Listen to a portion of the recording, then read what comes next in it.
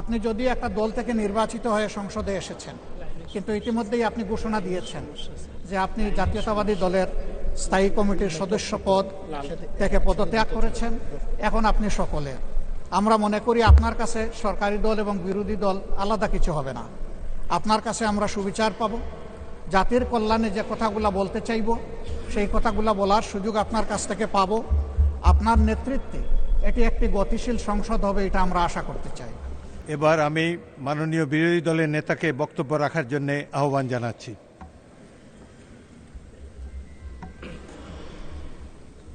আলহামদুলিল্লাহি রাব্বিল আলামিন ওয়াসসালাতু ওয়াসসালামু আলা রাসূলিহিল কারীম ওয়া আলা আলিহি ওয়া সাহবিহি ওয়া আহলি বাইতি আজমাইন।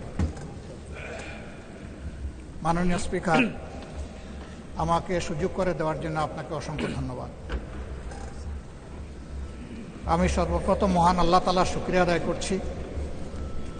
আপনাকে ধন্যবাদ জ্ঞাপন করার পাশাপাশি সারা দেশবাসী এবং বিশেষ করে আমার নির্বাচনী এলাকার সম্মানিত জনগণকে ধন্যবাদ এবং কৃতজ্ঞতা জ্ঞাপন করছি। তারাই আমাকে এবং আমাদেরকে এখানে কথা বলার সুযোগ করে দিয়েছেন তাদের মূল্যবান ভোটের মাধ্যমে। আমি গভীর শ্রদ্ধার সাথে স্মরণ করছি 47, 52, 71, 90 শাপলা চত্বরের সম্মানিত শহীদবৃন্দকে এবং ফ্যাসিস্ট আমলে 15.5 বছর যারা নির্যাতিত হয়ে দুনিয়া থেকে বিদায় নিয়েছেন, লড়াই করেছেন, আহত হয়েছেন, পঙ্গু হয়েছেন, আয়নাগরের বন্দী হয়েছেন, বিভিন্নভাবে যারা নিগৃহীত হয়েছেন, বিশেষভাবে আমি গভীর শ্রদ্ধার সাথে স্মরণ করছি 24 জুলাইয়ে যারা বুক চিতিয়ে লড়াই করে আমাদেরকে আজকের এই সংসদ গঠন করার সুযোগ তৈরি করে দিয়েছেন। তাদের মধ্যে যারা নির্যাতিত হয়ে দুনিয়া থেকে বিদায় নিয়েছেন, মহান রব্বুল আলমিনের দরবারে দোয়া করি আল্লাহ তাদের সকলকে শহীদ হিসাবে কবুল করুন। যারা আহত পঙ্গু হয়েছেন, আল্লাহ তাদেরকে সুস্থতার নিয়ামত দান করুন। আমরা সকলের প্রতি গভীর শ্রদ্ধাশীল, কৃতজ্ঞ, ঋণী। আজকের এই সংসদ গতানুগতিক কোনো সংসদ নয়, এটা 24 রক্তের উপর দাঁড়িয়ে থাকা একটি সংসদ।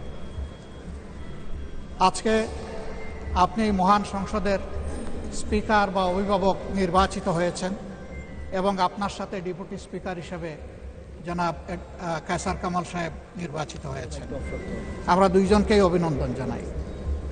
মাননীয় স্পিকার, বাংলাদেশের স্বাধীনতার পরপর 55টি বৎসর আমরা অতিক্রম করে এসেছি।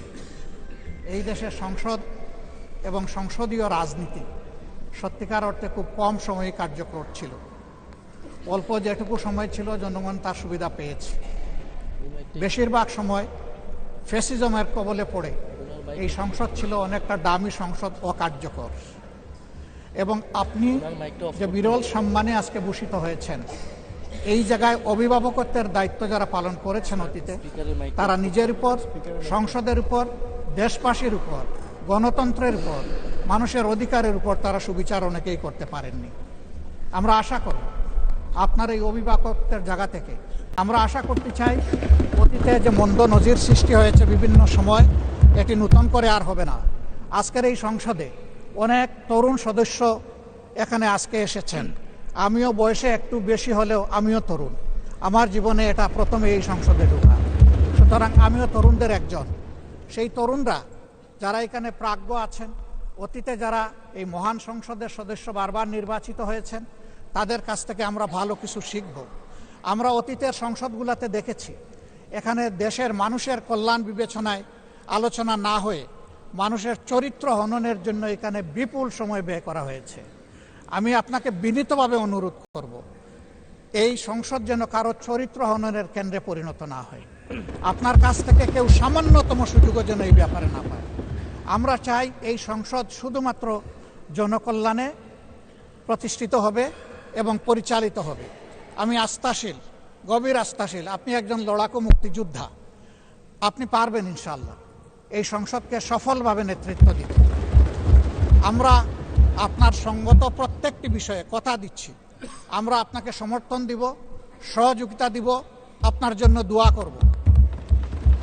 আমরা আপনার কাছ থেকে শুধু ইনসাফ আশা করব। আপনি যদি এই সংসদের উপর ইনসাফ করেন, তাহলে 18 কোটি মানুষের উপর ইনসাফ করা হবে। কারণ রাষ্ট্রের গুরুত্বপূর্ণ 3টি অঙ্গের এটি হচ্ছে সবচেয়ে গুরুত্বপূর্ণ অঙ্গ। এই অঙ্গটা যখন সুস্থ সবলভাবে পরিচালিত হবে, বাকি দুইটা অঙ্গ সরাসরি সেইভাবেই কাজ করবে।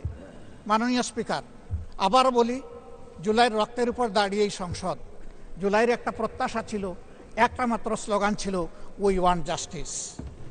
আমি আবার এটা এখন উচ্চারণ করলাম, উই ওয়ান্ট জাস্টিস।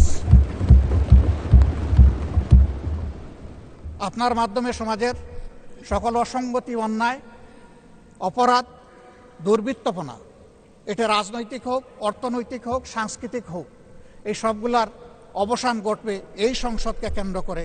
এই প্রত্যাশা ব্যক্ত করে আমি আপনার সুস্বাস্থ্য, দীর্ঘ হায়াত কামনা করছি এবং সফল নেতৃত্ব আমি কামনা করছি, যে আপনি অভিভাবক হিসাবে ইনশাআল্লাহ সফলভাবেই নেতৃত্ব দিবেন।